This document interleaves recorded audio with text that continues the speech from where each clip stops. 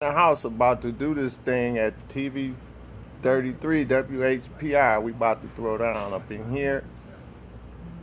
Part 2 of the Black Music Month presentation. We got a few other things we're going to throw in there for y'all. So maybe some people will show up. And y'all can show out too if y'all want to. Standing by, Black man.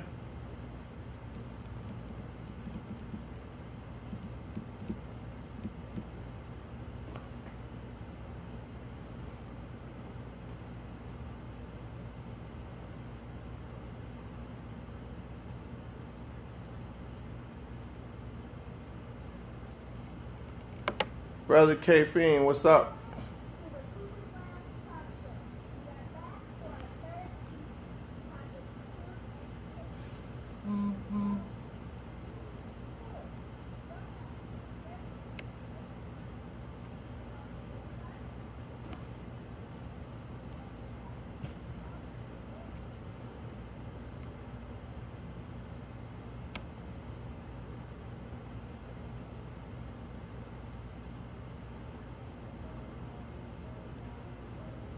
You know what? That's real low.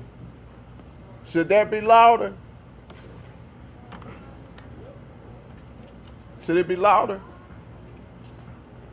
That's as loud as it goes. Oh, you know what? Can you turn it facing me? Yeah. I'm ready to go when you're ready. All right. After this, go on. All right. Standing by. Story of my life, standing by.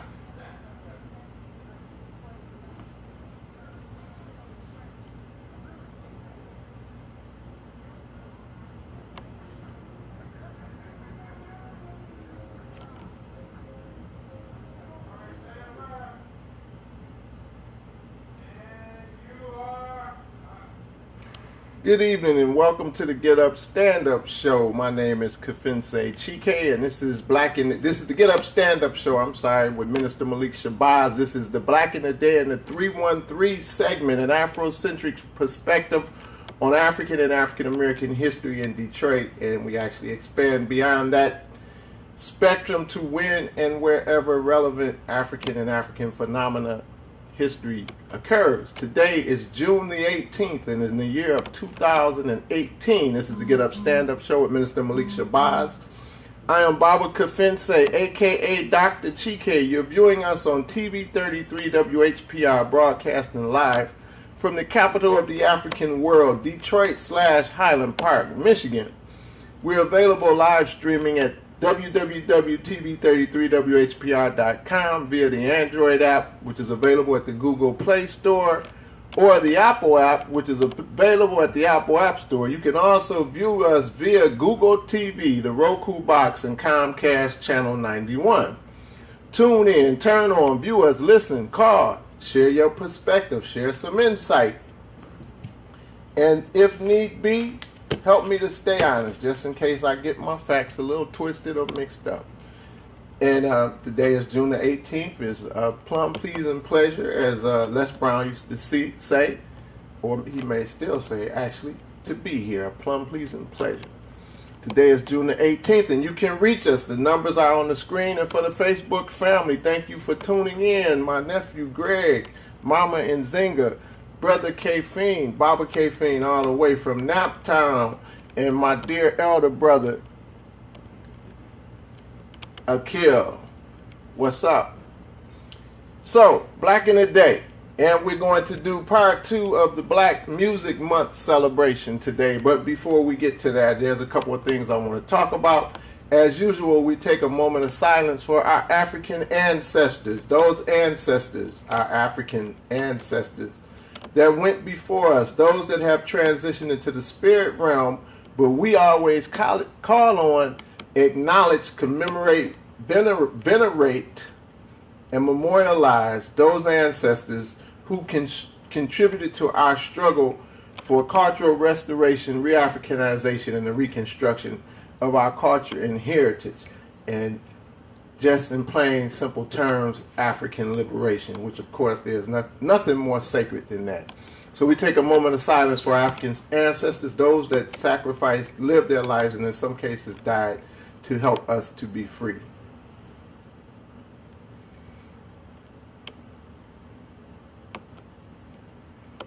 For African ancestors, we say Asante Sana, Madasi Pa, Ashe, Ashe-o. And again, we will be celebrating, let me slow down. We are celebrating Black Music Month, which is the month of June. And any announcements, I have a few really nice announcements to talk about a couple events coming up this month, which are at the Charles Wright Museum at 315 East Warren Avenue. And we encourage everyone to go to the Charles Wright Museum, support the museum, get a membership, get your children a membership, support the museum.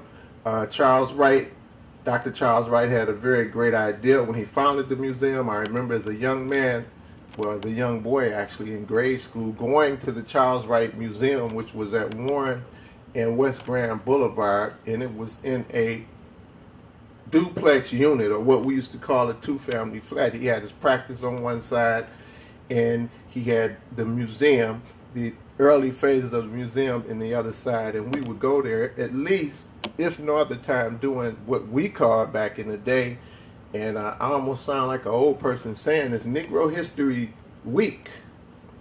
I actually can remember when it was Negro History Week, and that was in the mid to late 60s. Key announcements celebrating Black Music Month at the Charles Wright Museum. June the 20th, 2018, at 7 p.m. at the Charles Wright Museum, celebrating Black History Month. A very important and significant concert, Conference of the Birds, the music of Eric Dolphy featuring the Tony Holland Ensemble. This ensemble includes, of course, Tony Holland on saxophone, Adeboye, and they have his name spelled Adeboye, and I'm not sure if he uses his name like that, but he has another name beyond just Adeboye on saxophone, who is a brother from Nigeria, Yoruba brother that's very heavy, very good on the saxophone. So they got 3 saxophone players in this ensemble. Of course, featuring Tony Holland, who is the band leader of this ensemble, Adeboye on saxophone, Skeeter Shelton on saxophone, and none other than Doctor, and we affectionately call him, this brother goes way back, master percussionist, Clifford Sykes on vibes and percussion, Keith Glass on percussion, Ali Allen Holden on drums. So they have 3 saxophones, 3 percussionists, Ed Coburn on acoustic bass, the notorious Greg Cook on acoustic bass, and Greg is as hard-hitting as they come when it comes to Detroit musicians. He's a master bassist, and Kenny Green. So this is the lineup, and they will be doing the music of Eric Dolphy, who was a master reedsman, and I call him a reedsman because I think he played all of the reed instruments, saxophone, clarinet. And one tune I particularly remember of his, and some people in the audience may remember this, is Come Sunday, which is a Duke Ellington tune where he plays the bass clarinet. It's a deep tune. You have to check it out. So if you can have your face in the place, that's Wednesday, June the 20th at 7 p.m. at the Charles Wright Museum. The Tony Holland Ensemble will perform the music of Eric Dolphy, the great jazz alto saxophonist, flautist, and bass clarinetist, and band member of the John Coltrane Ensemble, who often played outdoors in concert with birds in the museums, who often played outside in concert with birds. The concert will be in the General Motors Theater. Videos of Dolphy engaged with birds and bird migrations will be screened as a backdrop of this dynamic, free musical performance, and it's free. In this event, and I've neglected to include here in my notes, but one of the, I don't know if it's the Audubon Society, but one of the bird societies, or possibly 2, are co-sponsoring this event. So I assure you it's going to be deep. And that was a part of Eric Dolphy's things. He did a lot of imitations of sounds of nature, but a lot of musicians do those things. Also, Saturday, June the 23rd, 2018 at 6 p.m., a tribute to Sassy Sarah Vaughan featuring Naima Schamberger. And I'm not sure that I'm saying her name correctly. The event Wednesday starts at 7 p.m., June the 20th. That's the Conference of the Birds, which is a concert that's dedicated to playing the music of Eric Dolphy. Saturday, June the 23rd at 6 p.m., a tribute to Sassy Sarah Vaughan featuring Naima Schamberger. And this concert is in honor of the great Sarah Vaughan. It will be a narration done by John W. Handy. And this band lineup includes Tad Weed on piano, Ibrahim Jones on bass, another bad brother. Used to be in the band that I play with, in the tradition. And we had a really nice show Saturday at Nandi's Knowledge Cafe. Louis M. Jones on drums, Vincent Bowens, another bad saxophone player, right here from Detroit bred, but I know he doesn't just stay here because the brothers are very phenomenal working musicians. All of these brothers are, and Ben Rubin Jr. on saxophone. And again, that's a tribute to Sassy Sarah Vaughan featuring Naima Schamberger. That's Saturday, June the 23rd, 2018 at 6 p.m. Also, there will be a meeting, and I think they have weekly meetings. This is a meeting for the African World Festival Community Advisory Committee, Wednesday, June the 20th, 2018 from 6 to 8. So this will be happening at the same time as the concert. If you want to do both or can do both, dip into the concert part of the time, dip into the meeting part of the time. Would you like to share your ideas and comments about the upcoming African World Festival? If so, please come to one of the upcoming African World Festival Community Advisory meetings to be held on the lower level of the museum from May the 23rd through July the 11th. All are invited to share ideas, resources, and support as we plan for the 36th Annual African World Festival, which takes place Friday through Sunday, August the 17th. And August the 17th, does anybody know what time it is? What happened on August the 17th? Brother Toriano, another bad musician. Young brother, bad on the trumpet. Sorry for the departure. Anyhow, August the 17th through the 19th, the African World Festival. August the 17th is a very important date because it's the birthday of the Honorable Marcus Mosiah Garvey. Come to this event Wednesday, June the 20th from 6 to 8 to share your input, offer your input as they come together to organize to help us have a very successful 36th Annual African World Festival.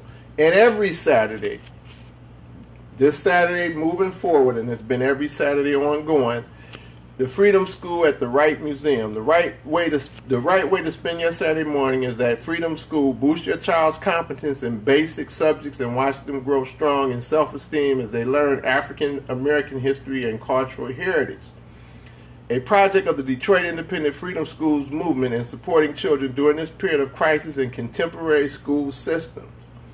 Freedom Schools feature volunteer teachers who are retired, educational professionals, artists, writers, media experts, and college graduates committed to education.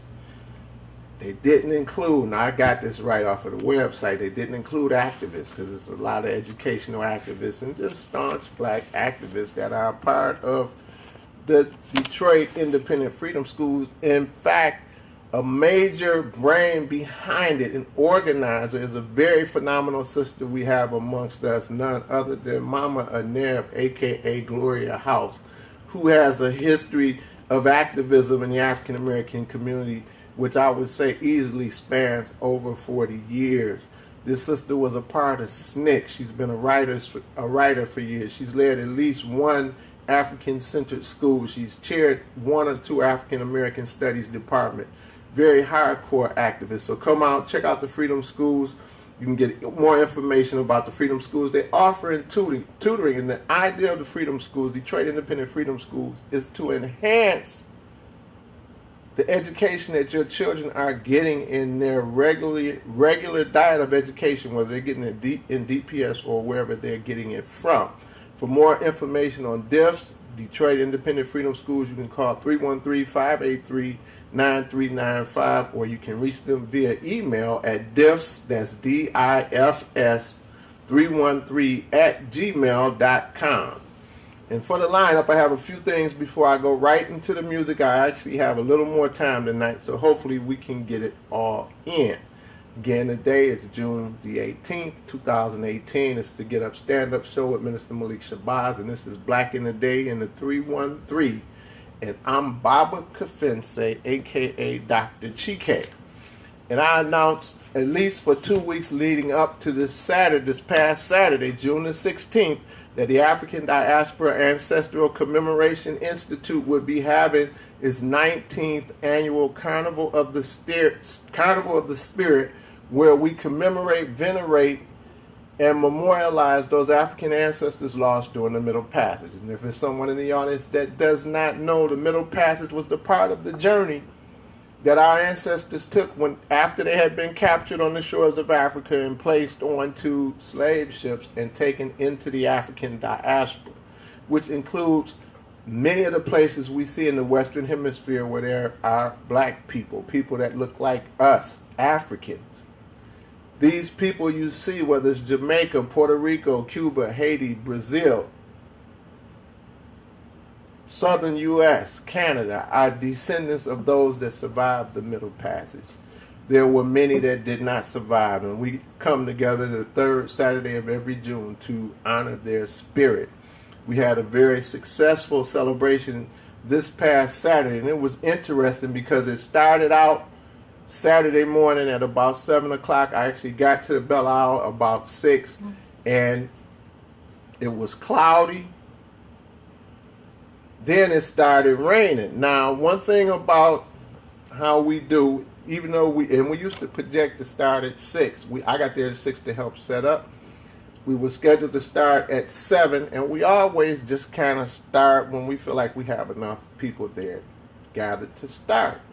People are calling me. Other parts of the city it was raining. There was clouds hanging over the sky, and I even thought, this is not going to happen today, or how can we pull this off in the rain?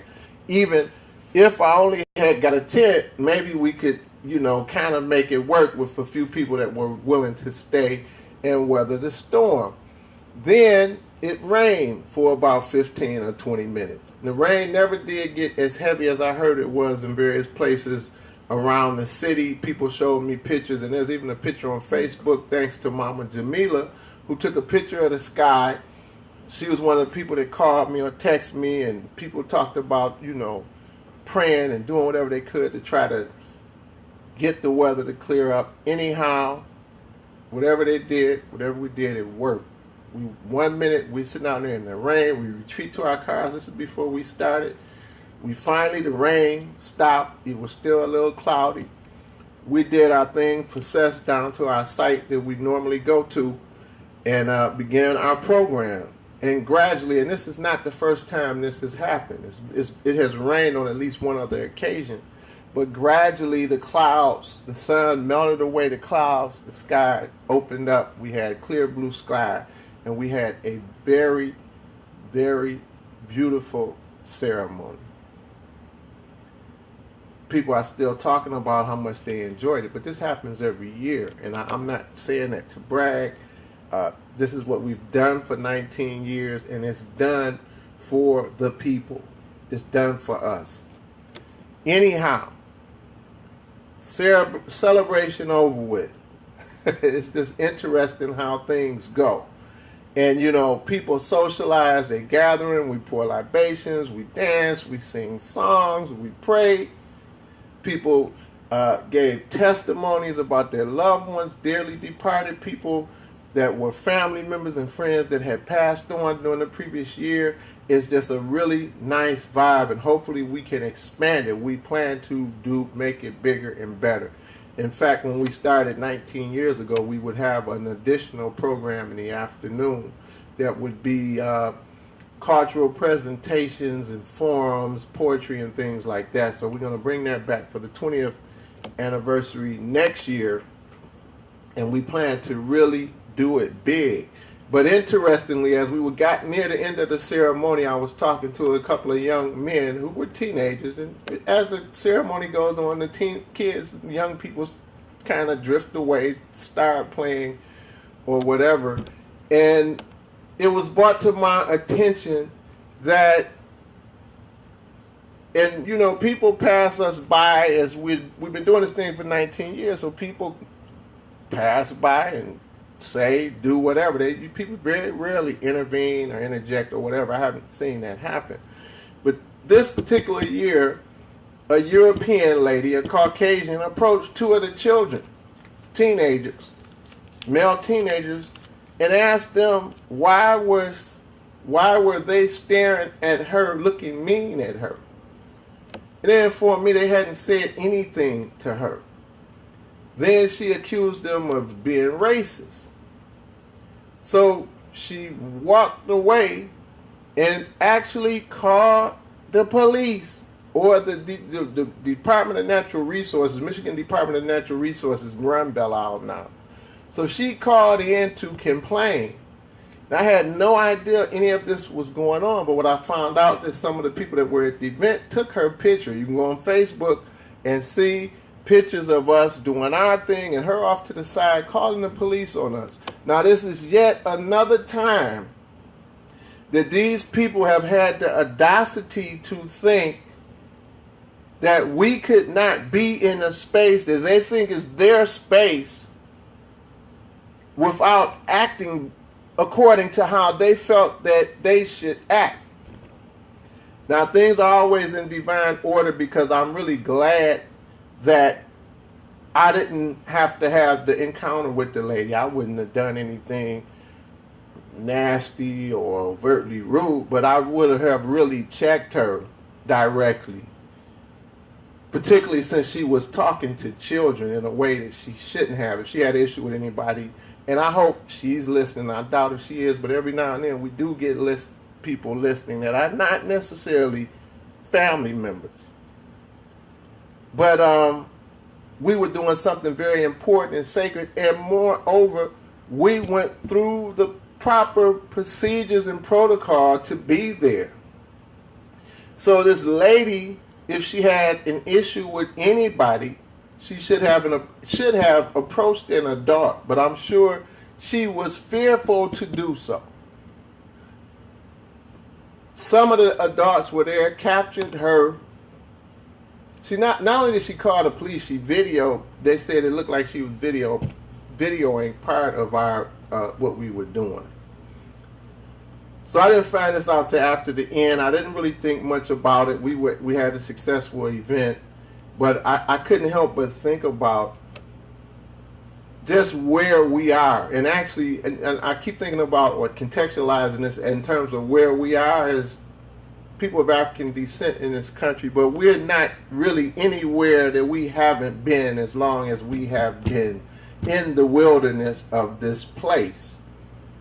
But once again, just like the brothers that were in the Starbucks, or the sister that was at Yale, who was an enrolled student and probably a very brilliant scholar, we know that she had to be good to even be there, who decided she was going to take a nap in the dormitory where she lived, and somebody had the audacity to call the police on her. And because of the era that we live in now, people respond to that. And I have to say that the natural resources people, they didn't respond that way. I talked to them after, and I didn't go seeking them out, but I happened to see them, so I asked, did somebody complain?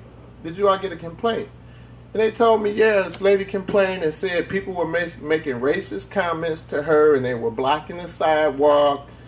And the two people I talked to were white people, and they kind of laughed it off and said, well, we talked to some other people. So they said they talked to some other people whose story was not consistent with the story she told.